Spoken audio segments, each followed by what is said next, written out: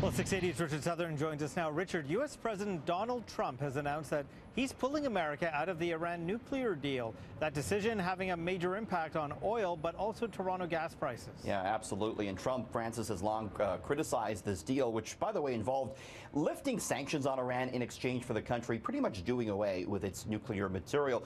Trump had said the deal is far more beneficial to Iran than it is to the U.S. Here's Trump in the White House today. The fact is, this was a horrible, one-sided deal that should have never, ever been made. It didn't bring calm, it didn't bring peace, and it never will. So putting sanctions back in place on Iran could reduce the flow of Iranian oil onto the market and therefore could have oil prices heading higher. Texas tea, $69.82 per barrel tonight, close to an almost four-year high. And yes, the price of gas here in Toronto going up another penny at midnight tonight. That'll bring the average to $1.37.9, getting close to a record, about 30 cents more a liter than we were paying a year ago. Francis. Well, WestJet is showing off what business class will look like on its brand new 787 jets. What does it look like? Well, first of all, a new livery, too, as you can see on the outside. So they're going to take delivery of these new jets early next year. Inside in the business class cabin, their first business class cabin, looks almost exactly the same as what Air Canada is doing with these same sort of reverse herringbone seats, lie flat beds in business class, on-demand dining. There's also going to be a premium economy cabin. We're looking there at the strictly economy cabin. These new jets, which they'll take delivery of early next year, will allow WestJet to fly to Asia and to South America for the first time, Francis. No pricing information released. WestJet stock actually took a big hit today. It was down almost 10% as the company reported weaker than expected earnings. And the pilots union set to maybe walk off the job within the month. They have been without a contract now since last September. Uber is showing off its flying car prototype. The company says it will have this off the ground literally very soon. So they say. I want to show it to you. So there it is. There's, you know, Francis getting into his flying Uber maybe in the next 2 years. They say they're going to have this off the ground in 2018. The prototype looks more like a drone than a helicopter with 4 rotors on each wing. So the company says it's safe.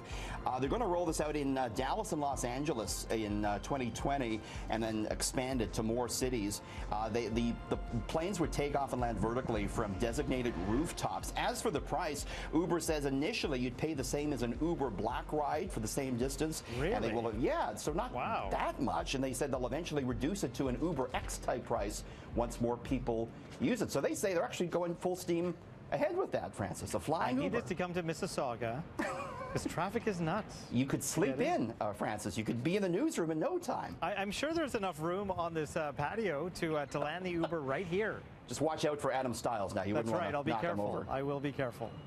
So office attire has become a lot more casual over the years. I don't know if you're talking about me right now, but a new report finds that Canadian employees' dress at work might actually affect their chances of a promotion. I think we look okay. I think we look okay, Francis. We don't look too bad. But Robert Half says, you know, 83% of workers and 78% of managers feel now the clothing affects the chance of being promoted. Canadian workers only spend 7 minutes on average choosing their office attire. Interestingly enough, though, it found that piercings, tattoos, jeans, and leggings are a lot more acceptable today than they were just 5 years ago. Don't have to worry about that so much. They do say watch out for flip-flops, for shorts, and for tank tops. They are much less acceptable. So it certainly, you know, matters what you wear. And as they always say, you got to dress for the job you want, not the job you have, Francis. So, Richard, you can feel comfortable showing all your piercings and tattoos now. Good. Better tune in tomorrow then. It'll be a business report to remember, Francis. Oh, I'm sure it would be. No Frills is officially launching their own clothing line. Yeah, I don't know if you want to wear this to work or not, but you can get a No Frills branded T-shirt now. They're rolling out what they call their Holler line, which they say, you know, means someone who gets something for less. So there's T-shirts, long sleeve shirts, sweatshirts. This is part of a broader marketing campaign that also has the discount grocer rolling out kind of a music video. Kind of looks like a rap video.